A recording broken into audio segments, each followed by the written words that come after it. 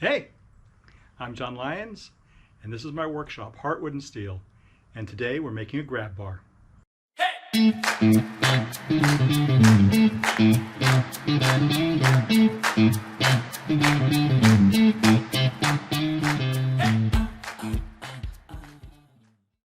My father-in-law recently came for a visit, and we noticed he needed a little help getting up the steps from our garage. We really have a great relationship, and it was an honor to do something for him. And I know he feels the same way about me. Oh, she couldn't have married a doctor? I'm going to remove this. I'm going to keep this. So I marked a straight line on the cherry remnant to trim the sapwood off. Then I ripped it on the bandsaw in two parts for the grip, the base that I was going to screw to the wall. Then I set my fence and ripped it again for grip diameter. Before I cut anything, my father-in-law and I tested small jars and other objects I had to determine a comfortable size for the grip. Then I took my boards to the workbench and jointed everything with my low-angle jointer plane. Using a spline curve tool I made from a thin cutoff and some string, I found an angle I liked for the corner of the grip, and I marked it on the wood. I wanted the base to flare out, so I found a complementary line to mark the curve I wanted on the base as well. Then I measured to keep the grip consistent before I marked the curves on the inside of the grip. I also placed a couple of marks so I could keep everything lined up for gluing later. I started cutting my curves on the bandsaw when my blade snapped.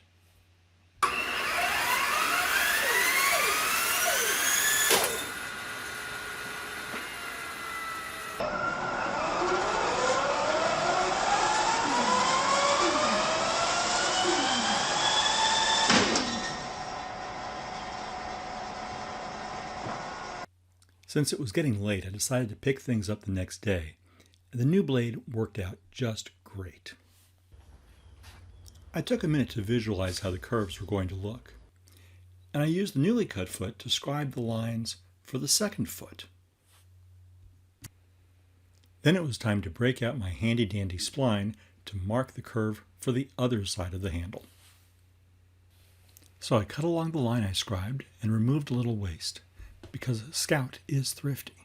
Then I made a second cut, releasing the other foot from the board. With both feet cut, I took a moment to see them in context next to the handle before I cut those curves. The registration marks helped me keep the alignment of the finished piece in mind. Finally satisfied that the curves looked right to me, it was time to cut the handle corners. I cut the first one, then I turned it around, and I cut the second one. I took the handle cutoffs and attached them to the handles with double-sided tape so I'd have a flat surface to attach my clamps. I spread glue on the feet, then I clamped my pieces together. After lunch, I realized that I should turn the containers around for some brands that aren't paying me for placement. Once I was recording again, I pulled the clamps off, realizing that I could have used tape, or maybe I could have just steamed the labels off of them. Hey, who are you calling Four Eyes? That's another channel. Anyway, as my need for corrective near vision overcame my awareness of eyewear fashion, I took the grab bar to the oscillating spindle sander and gently removed some of the remaining wood up to my scribe lines. The shop vac gave me a false sense of security about inhaling dust while I closed in on the final profile. The grab bar was taking shape nicely, so I took full advantage of the hold downs on my workbench to knock the hard edges off with my router and a roundover bit. Next, I defied common sense and pulled out a tool that doesn't just gouge cherry wood, but can also scrape away excess glue. It was all preparation before sanding. Look, I already broke it. One of my glue joints failed, which I think is lucky because I'd rather that it fails at this stage than when a 90-year-old man is pulling all his weight up the stairs. So I'm giving everything a once-over with 80 grit sandpaper and sanding the glue away. I disconnected my vacuum hose so I can collect the cherry dust to fill any gaps that might appear at this stage.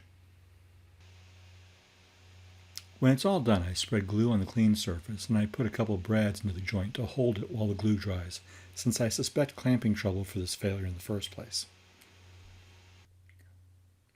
I'll admit it, I don't really hate sanding. It's a little boring and repetitive, but it can be like a moment of meditation with the constant drone of the sander. It's also a fine excuse not to answer anyone if they call. You know, "Hey, I couldn't hear you. I was running the sander." This pass was 120 grit before I sprayed my special grain-raising formula on the wood. It's a special compound pumped from the karst of northern Florida. It's Tallahassee tap water. So when I'm not spraying it to raise grain, I drink a lot of the stuff, especially when it's as hot as it was this summer. What you can't smell or taste is a natural resin used for thousands of years, collected from the lac bug, more commonly known as shellac. Around our house, we just call it bug spit. In all, I applied 4 coats. Now that I had a lovely finish on everything, I drilled a couple 1/8-inch holes for mounting it to the wall, and then I drilled 1/4-inch holes to countersink the screws below the surface. With my joints holding tight and the grip ready to be installed, I cut away some door trim so the grip could sit flat against the wall. Finally, I attached the grip with 3-inch screws right into the wall studs for a secure hold. It was finally time for Dad to test it going down the steps and then back up. And what did he think? It doesn't suck. Thank you for watching. Please like, comment, and subscribe, and leave the world a little nicer than you found it.